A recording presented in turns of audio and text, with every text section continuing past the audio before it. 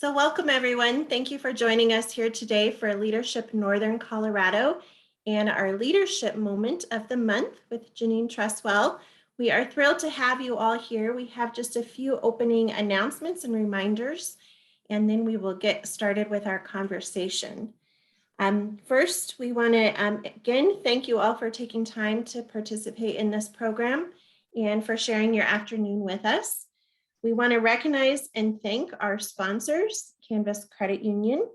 We also want to recognize and thank our steering committee members for their time and energy in pulling together the details for this program. So thank you to those of you serving on the Leadership Northern Colorado Steering Committee. I'm going to do a quick screen share to welcome everyone and again thank our partners in producing Leadership Northern Colorado and thanking Canvas Credit Union. A few reminders for today. Please stay on mute. That will help with any background noise for today's presentation. And if you do have questions during the conversation today, please drop those into the chat box. I will be monitoring chat and we will have time for questions with Jeannine after her interview with Scott. So if you have questions, don't hesitate to drop those into the chat. As well, we ask that you look at your calendar and save the date for October 12th. On Tuesday, October 12th, we will have another leadership moment session with Zach Mercurio. Zach is a speaker, an author, an incredible leader and consultant. Zach will be joining us on October 12th. In the chat, I will include the registration link for that session. So if you're available, please register today and we'll look forward to seeing you here next month. And that is the end of my announcements. So I'm going to turn it over to Scott. Scott will welcome our speaker and dive right into our interview. Yes. Well, thank you, Amanda. And thank you, Jeannine. We appreciate you coming here. We always look forward to our monthly leadership series and take away some great insight from our speakers. And we've been waiting to have you on for quite a while. I'll do a short little bio of Jeannine. She's President and CEO of the United Way of Weld County, and she's been in nonprofit management for over 40 years. Along with her work in United Way, where she has a team of about 40 people, she's been the director of Weld County Partners. She's been a part-time instructor at Ames Community College, and she has numerous volunteer and community awards, including Midwest Lifetime Achievement Award, a Colorado Youth Services Award, a Women's Place Outstanding Woman of Weld County Award, Citizen of the Year from Greeley Board of Realtors, and many, many more recognitions and awards. So thanks again for joining us. Let's both take a deep breath and let me know when you're ready. You bet, anytime. Okay, all right, here we go. Our first question is, in your opinion, what characteristics or skills should all leaders possess? You know, I took a few minutes to think about all of these questions, Scott, so I appreciate the time. And thank you, everybody, for being here this afternoon. So, you know, number one, I would say the ability to empower others. And I think of it as, you know, kind of we before me. That indeed, you know, all the parts matter, and truly empowering others to own the organization or the group or, you know, whatever it is. So that ability for someone to, you know, give credit, be able to empower others to feel a part of whatever that task is, whatever the organization or the company is. I think that's number one. Emotional intelligence. I know many of you have probably read about, you know, the key issues related to emotional intelligence. So I think that's, you know, absolutely important. Self-awareness, self-management, relationship management, and good social skills. I then would probably say, you know, it's the integrity, trustworthiness, you know, the sincerity, you know, all those things that are I think can, you know, because we're not talking about someone who manages people, we're talking about people who lead, right? And there's a difference. And so those things, it's somebody that's a good problem solver, you know, that listens to all the data, you know, kind of the heart and the head of making decisions. How does it impact people? What's the data, and so it's kind of looking at those kinds of things. And certainly somebody who can be adaptive, flexible, and positive. I just think that, how can you lead people and have them get behind you if you're not positive and motivated yourself? So people want to follow, folks that are positive, that have vision for how we accomplish something or how we move forward. And so those are some of the things I think that are absolutely key to be a leader. I think you've hit a lot on the head. I really like that distinction between a leader and a manager, and that's an important distinction, and appreciate that. Our next question is, what are the most important decisions you make as a leader? Oh, goodness. I think number one is who's on your team. Great advice. And I try to follow this that I got from a mentor, surround yourself with people that are smarter than you. Really, if you think about it, the leader's job is to motivate, is to bring out the best in people, to empower them, and surround themselves with people smarter than them, and not be intimidated by that. Certainly. So I think those are number one, who is on that team, because nobody gets anything done all by themselves. It takes lots of other people. So I think that's, absolutely, the important decisions for it's the ethical decisions. Okay. That have to be made. I think that's really, really important. And those can be simple kinds of things. Certainly during COVID, we have been all dealt with lots of different really ethical decisions about what we do. Where do we stand? How do we take care of people? How do we look at the data? How do we do all that? But I think an ethical decision is doing the right thing. Kind of getting in touch with your moral compass. And so I think those are important decisions related to simple day ethics and big kinds of things, because they'll come back to get you if you don't make good, sound, ethical decisions. Another is sometimes deciding what battles to fight. Right. And I have lots of very passionate staff members. And sometimes, we have to talk about, in this, our product is helping people, improving their lives. That's our product. And so, we have very passionate people, but sometimes, and we all want to certainly fight the hardest fight for them to get the best they can to improve their lives and reach their potential. But I think a difficult decision sometimes is for leaders who see the big picture, to have to really make decisions about when and, which are the battles we fight. So that's something. And then it's just, simply the hard decisions are the everyday, from an everyday standpoint, what do you prioritize? Because, leaders have to make decisions about what is the priority. Mm-hmm. So every day there's challenges to what's today's priority. Yep. And distractions. Absolutely. All right. Thank you. I did fail to mention that Beth is my backup person. If I go out with an injury, I know Beth's ready to go, right? All right. Our next question is, what's the biggest challenge you face as a leader? Now I kind of, never enough time. Never enough time. So that's certainly an overall challenge. The prioritization, because, for everybody, their thing is a priority. And so it's the balancing of everything. I have to say, if you said what was the greatest challenge in my career, Sure. I would say it's been COVID. Really?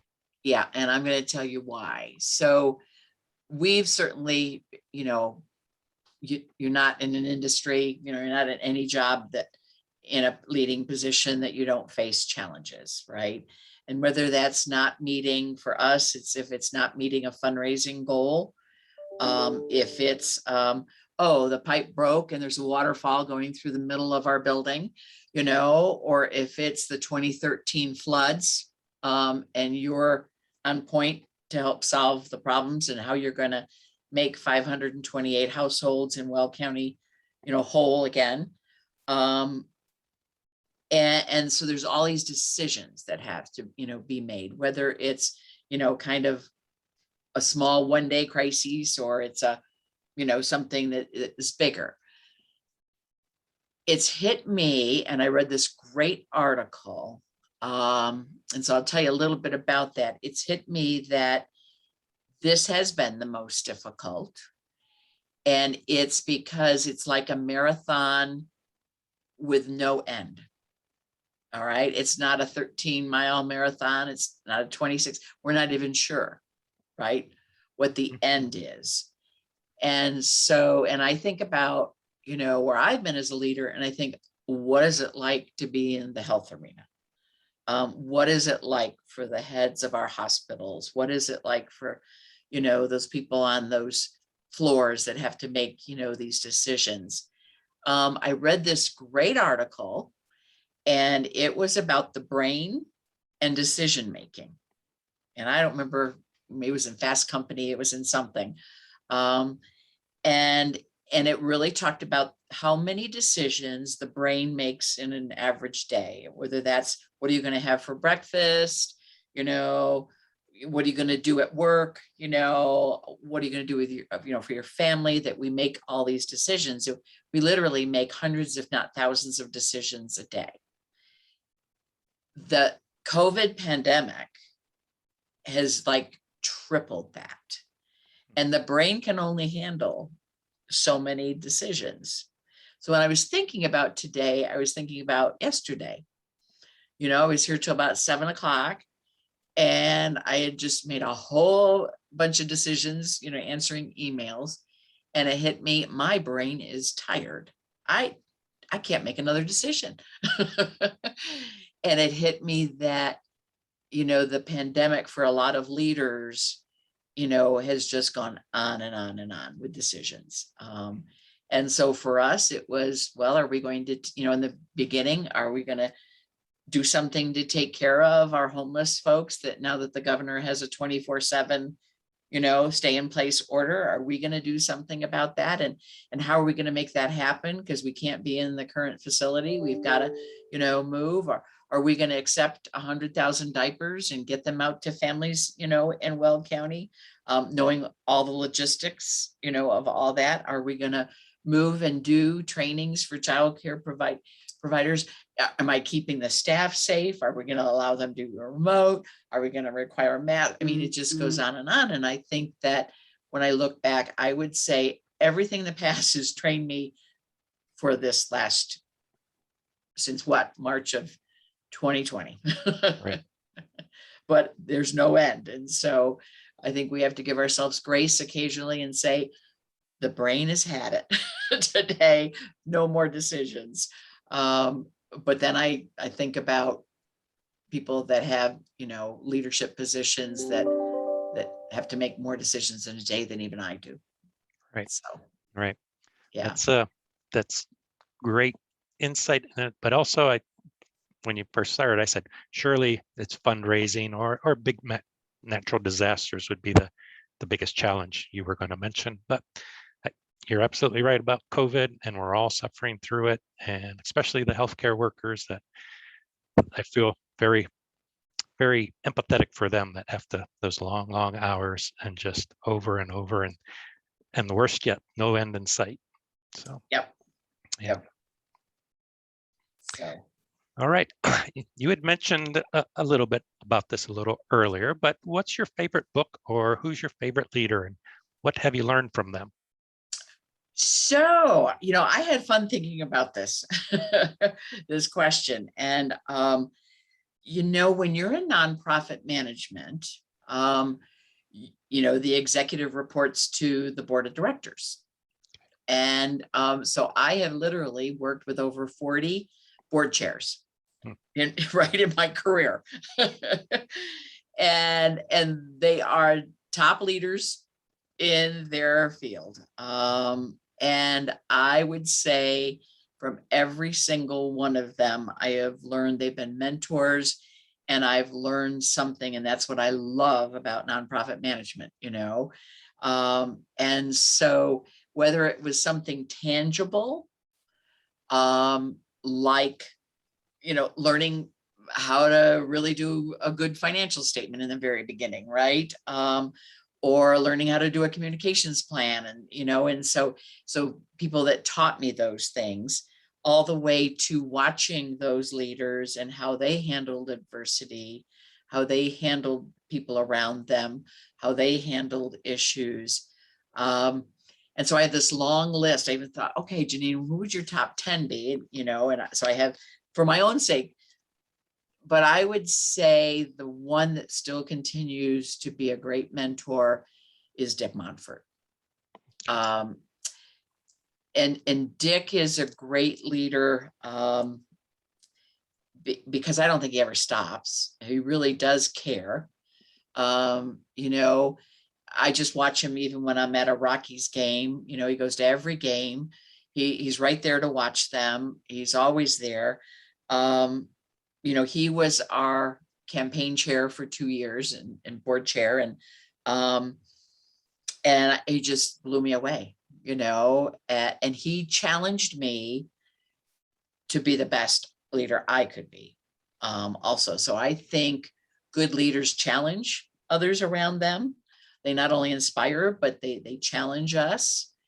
And I am shocked that anytime I send him a text or an email, within less than 24 hours, I get an answer. Now, do I feel guilty? Because I think, oh my God, how many people have I not responded to today? Because it's 10 o'clock already and time to go to bed. And so Dick he's loyal. As I know people that are Rockies fans, some don't agree with some of their choices, but I know who he is as a human being. He's got integrity. He truly cares about the community. He cares about people. He cares about the people that work for him. He remembers them, by name. I mean, it's all some of that emotional intelligence stuff. He's highly intelligent. So he's somebody as a leader that I admire, because he challenges me to be the best I can be. Cool. I'm impressed. I remember, and it may have not been United Way, it may have been a chamber thing, but in Greeley, we used to have like a breakfast with a featured leadership speaker. Do you remember those? Yes, yes. The Greeley Tribune put those on. Did they? Okay. I wasn't Yes. sure who put them on, but I remember hearing him there and John Gates and some other people like that. So yeah. All right. Okay, are you ready? This is the bonus round. You can double your points, or you could go home with nothing. So, this is a surprise question you didn't know about. So Right. You ready? Okay. Tell us about your first job and what did you learn from it? Now, does it the 14-year-old's job? I've been working since I was 14.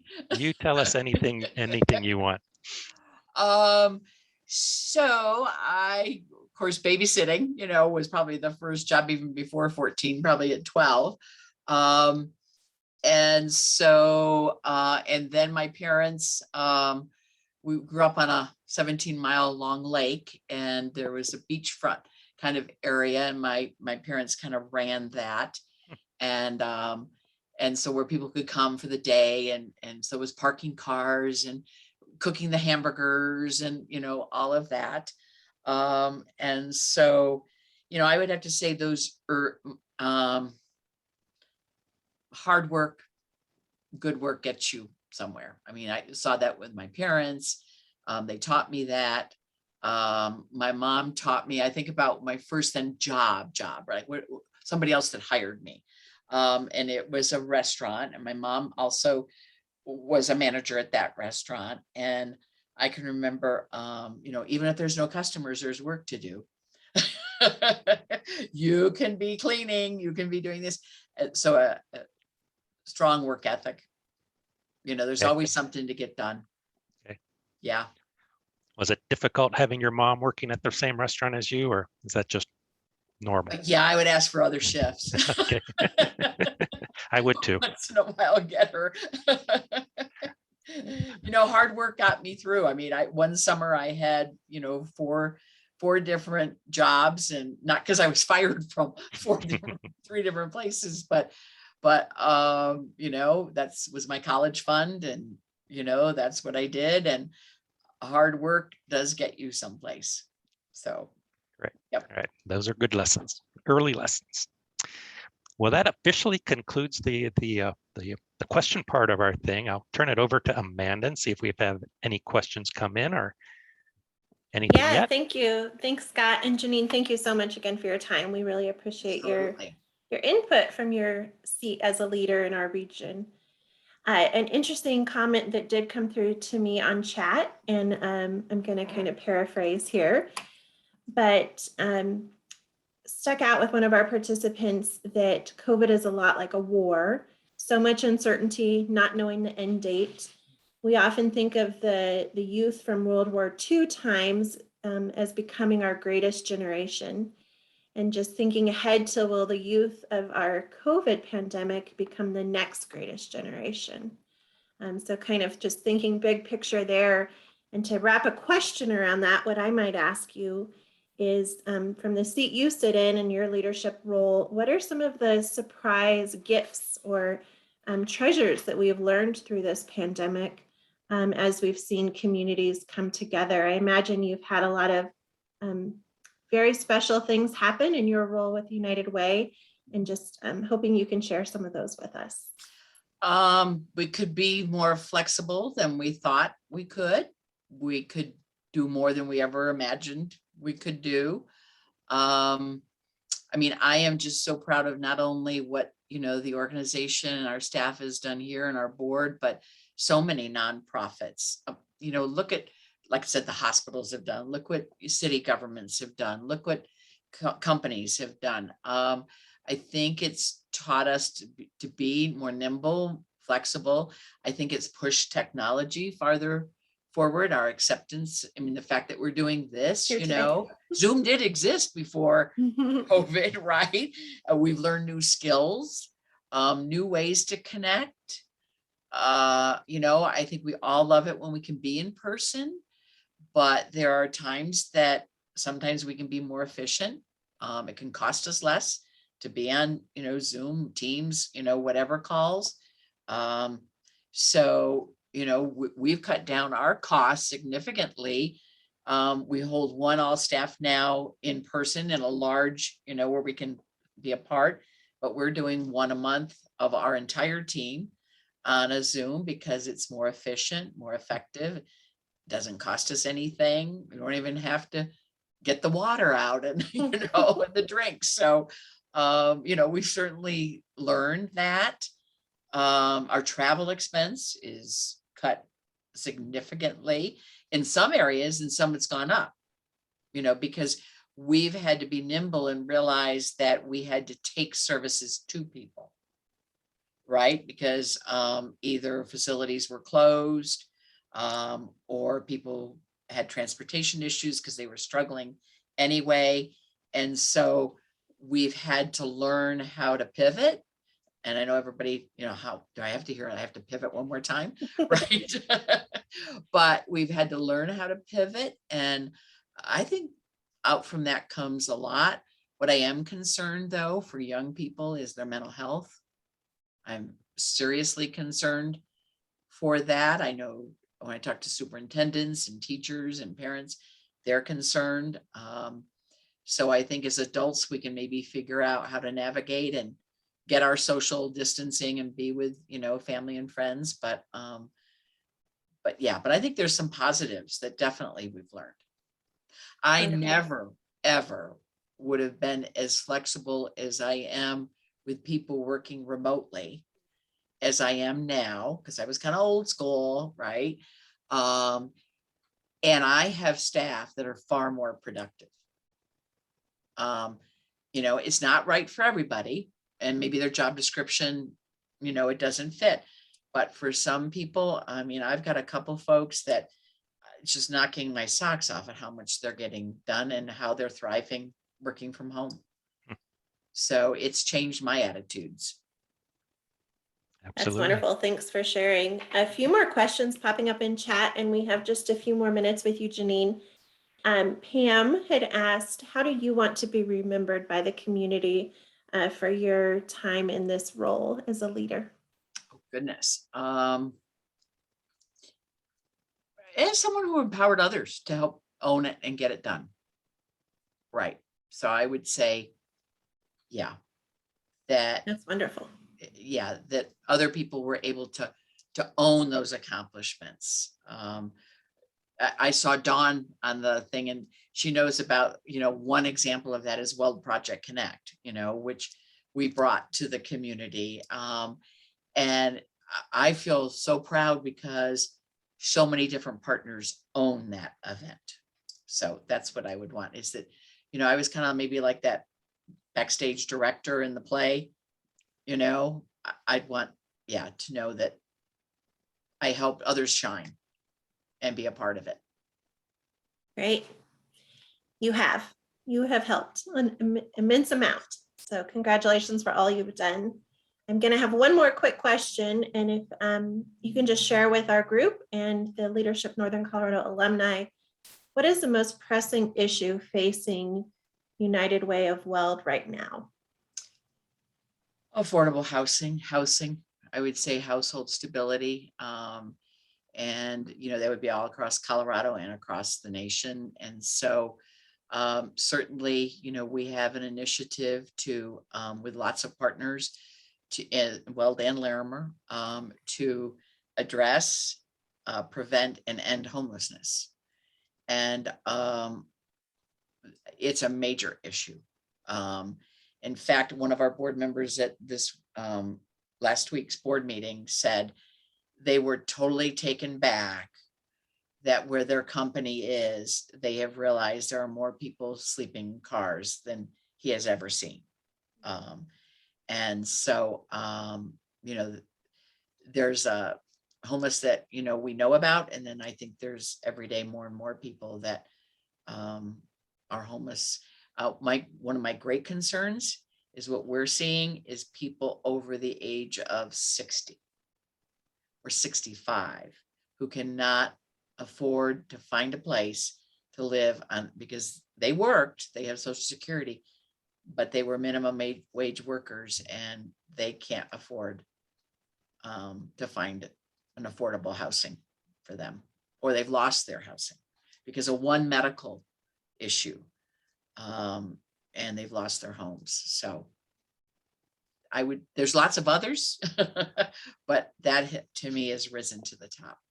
Because if you can't stabilize people in housing, you can't help them with other things. How does somebody who have health issues, where do they store their medicine?